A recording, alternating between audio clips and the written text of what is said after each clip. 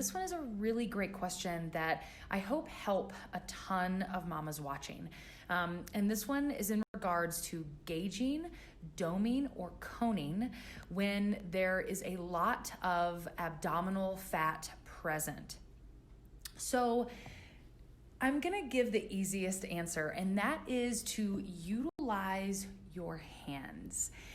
We are big with that when teaching our moms how to regulate IAP and really know if and when the core is engaged correctly during exercise, because your hands are going to give you an incredible level of biofeedback.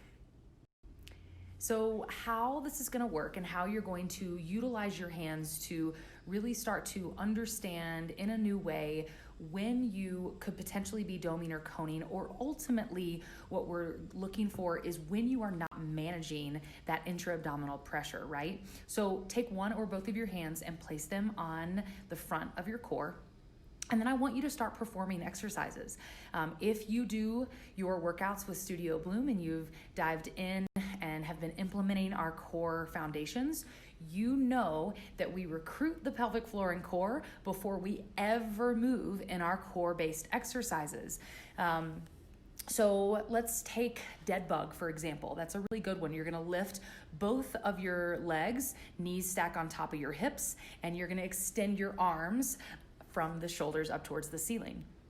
Now, your core should already be activated once you are in that dead bug position. And I want you to place your hands on that abdomen and just feel.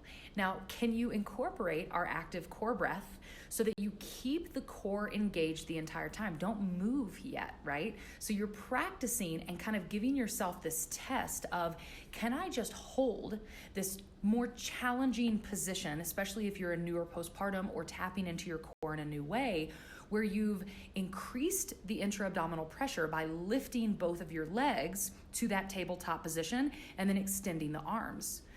Once you feel, yes, I can keep my core engaged and continue to breathe using that active core breath, now it's time to move. And when you move, can you keep the core engaged? Now, there are two things that you are gauging. One, with your feeling, physical sensation, right? You should be able to feel, regardless of adipose fat, you should be able to feel your core muscles fire. So you want to feel those core muscles fire. Of course, the longer you maintain that connection, so the longer you build that muscle endurance of keeping the muscles contracted, the more they're going to fire, the more you're going to feel that physical sensation, right? So you're looking for that, feel into that. And then you're using your hands to make sure that once the core is connected, that as you begin to move and extend opposite arm, opposite leg away from your midline, does your core rise up as the arm and leg get away from your midline? Or can you keep the core engaged the way that you started? So sometimes while a curvier woman may not be able to see doming or coning as well or as prominently as a thinner woman, that does not mean that we can't use other techniques to tap into what our body is doing and then gauge from there.